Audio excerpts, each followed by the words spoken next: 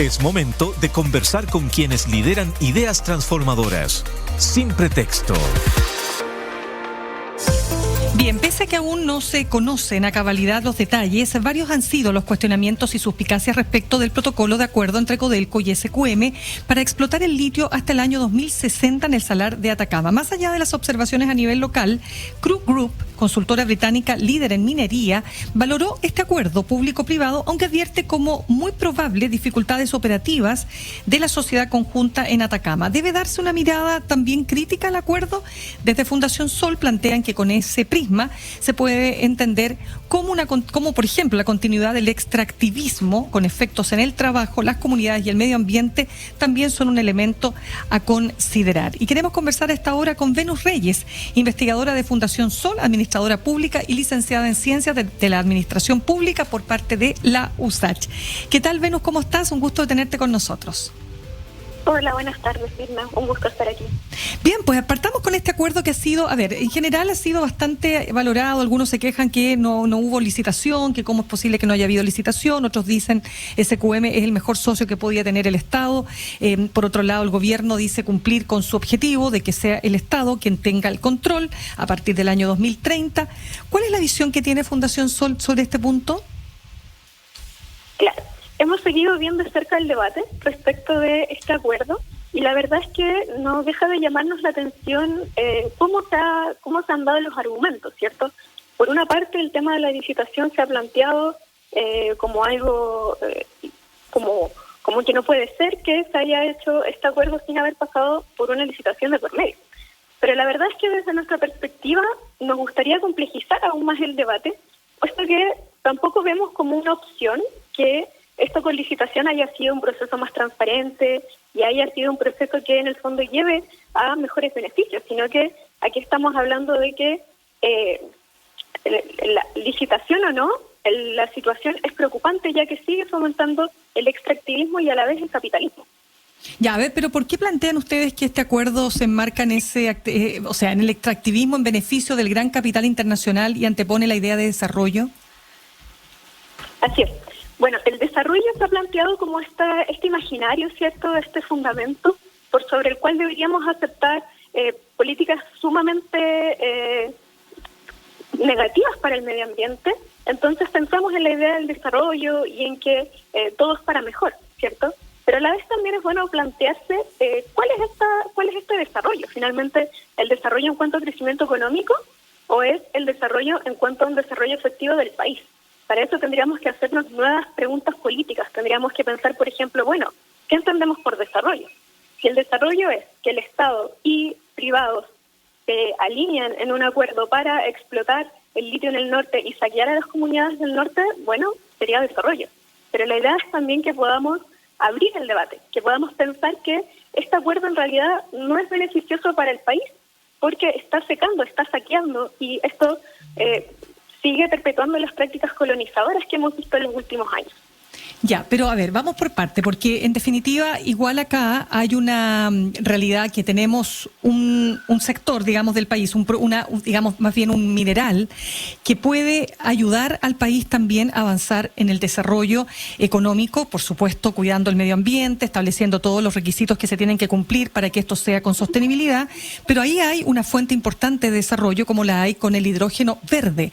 ¿Por qué es incompatible para ustedes es que estas dos cosas puedan conversar? Es decir, cuidamos el medio ambiente, desarrollamos al país, ¿no es cierto? Por supuesto, escuchamos a las comunidades, pero por otro lado también se produce el crecimiento económico necesario sin el cual no se puede tampoco desarrollar el resto de las actividades del país, ¿no? No hay empleo, no hay trabajo, en fin, todo lo que eso supone.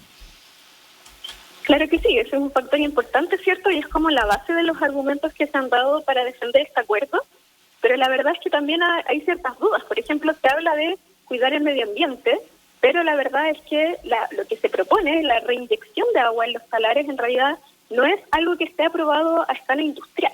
Esto entonces lo que genera es como se ha comentado también en la prensa, ¿cierto?, una artificialización del ecosistema, toda vez que estas inyecciones no están probadas. Entonces no se sabe si efectivamente la manera en la que se va a extraer el litio va a ser limpia.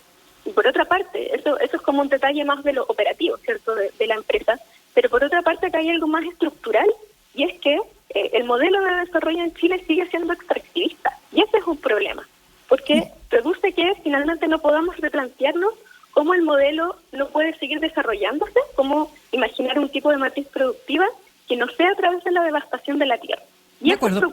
es un debate que va a venir en los siguientes años. Absolutamente, pero se puede hacer ese debate y avanzar en este tipo de temas, como te digo. O sea, aquí se iba a hacer de todas formas o sea, si no era el Estado el que se metía, se iba a terminar siendo otra, digamos, en este caso el mundo privado, ¿no es cierto?, teniendo el control mayoritario. Bueno, algunos dirán es mejor que el mundo privado tenga el control mayoritario, porque hay toda una discusión respecto de aquello, ¿no? Algunos dicen que es más eficiente el sector privado haciéndose cargo, sobre todo porque tiene el know-how. Pero mira, al margen de esa discusión, esto sí va a ser igual. Entonces, el que se haga esto, ¿invalida acaso que se pueda avanzar en discutir hacia qué modelos de desarrollo queremos avanzar como país? Claro que sí, porque sienta un precedente en el que se siguen perpetuando las lógicas extractivistas, la lógica neocolonial, y esto también muy a largo plazo. Aquí estamos hablando de una renegociación, ¿cierto?, en un primer periodo, que Corfo ya mantenía un contrato con Sokimich. Sokimich ya tenía un contrato de explotación que iba a vencer el 2030, pero al paso que van ya habrían extraído todo para esa etapa. Entonces les favorece que esta renegociación de este primer periodo entre 2025 y 2030 pueda darles como un nuevo respiro y puedan seguir con la misma lógica extractivista y con lo mismo que han realizado estos últimos años, ¿cierto? Y ese segundo periodo también es desde el 2031 hasta el año 2060. O sea, que hablamos de muchos años para adelante que se va a seguir manifestando esta lógica extractivista, ¿cierto?, que se va a seguir con lo mismo y no nos va a poder hacer pensar nuevos horizontes. Por ejemplo, y lo vemos desde ya en el debate, se ha dicho mucho que, bueno, que si el Estado, que la Corfo, que SQM, que quién gana finalmente, pero la realidad es que la discusión va más allá de quién gana. Aquí estamos hablando de que somos una pieza más de este puzzle mundial, ¿cierto?, este puzzle geopolítico, en el que finalmente todo va a parar a el norte global. Aquí es un engaño pensar que es un súper acuerdo para Chile y que Chile solamente va a estar mejor. Ya, o sea, no hay nada de políticas internacionales en las que finalmente las grandes naciones se quedan con todo el litio que vamos a estar extrañando nosotros. Venus, entonces no hay nada bueno que tú le veas a este proyecto, a este acuerdo.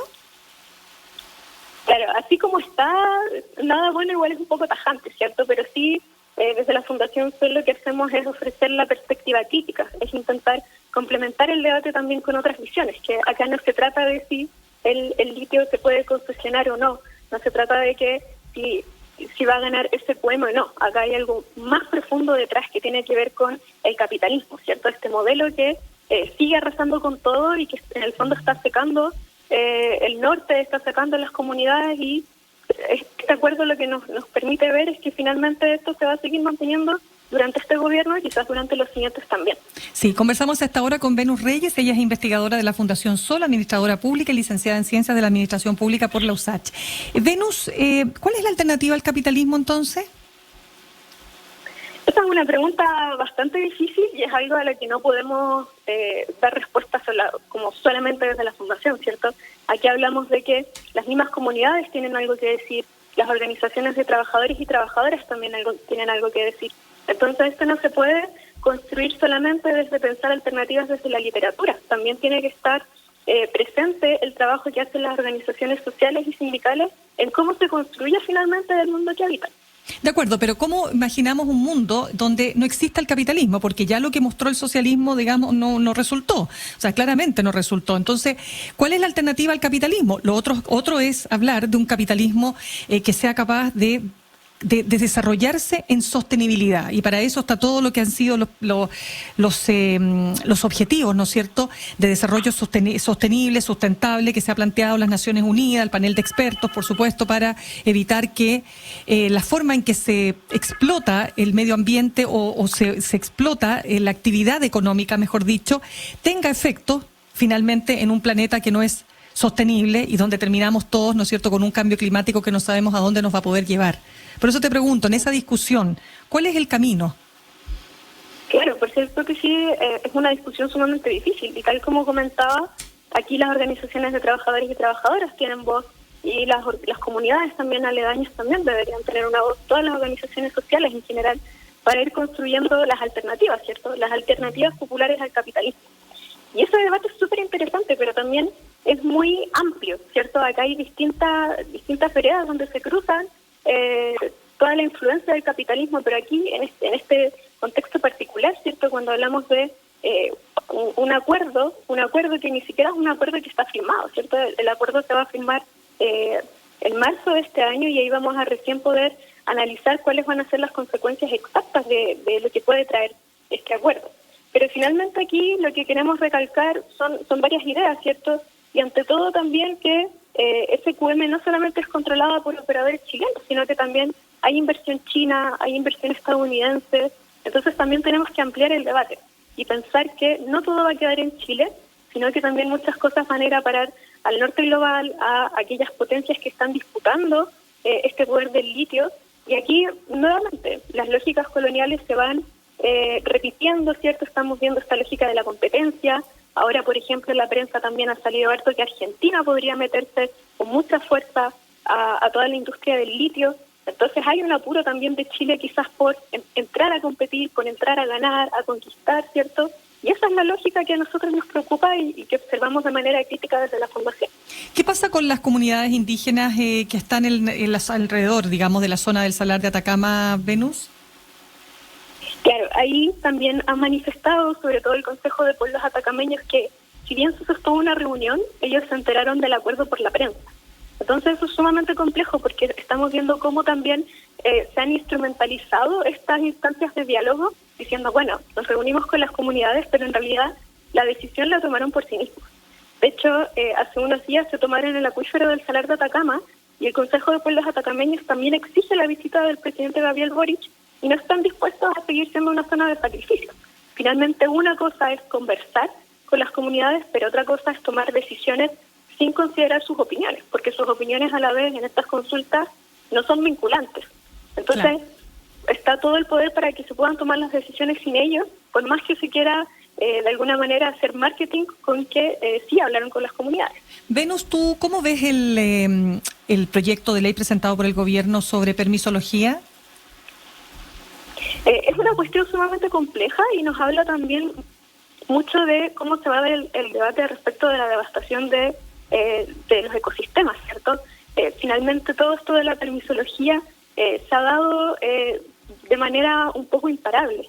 Al final cada vez se va acumulando más y tal como te digo, por eso nos parece preocupante este acuerdo. En el fondo, un acuerdo es una cosa, pero te da también una especie de precedente para seguir firmando cosas más adelante. Entonces, un acuerdo va a ser para el 2060, este en particular, pero también aquellas cosas que se van firmando, aquellos permisos que se van concediendo, te dan la pauta también que se va a marcar para los años posteriores. Entonces, eso es sumamente complejo. Y aquí volvemos con el tema del litio, ¿cierto? Aquí, de hecho, había comentado, ¿cierto?, que está China, están Estados Unidos también como accionistas mayoritarios en SQM, pero también están las AFP, las propias AFP. Entonces eso nos da cuenta también de cómo el sistema se va de alguna manera como juntando, ¿cierto?, para que todo siga de la manera en la que está, como que en el fondo el modelo no se toca. Y ese es el tipo de cosas que son preocupantes con estos acuerdos. Bien, pues Venus Reyes, investigadora de Fundación Sol, administradora pública, licenciada en Ciencias de la Administración Pública de la USACH. Gracias por haber estado con nosotros esta tarde. Muchas gracias a ustedes. Un saludo para todos y todas.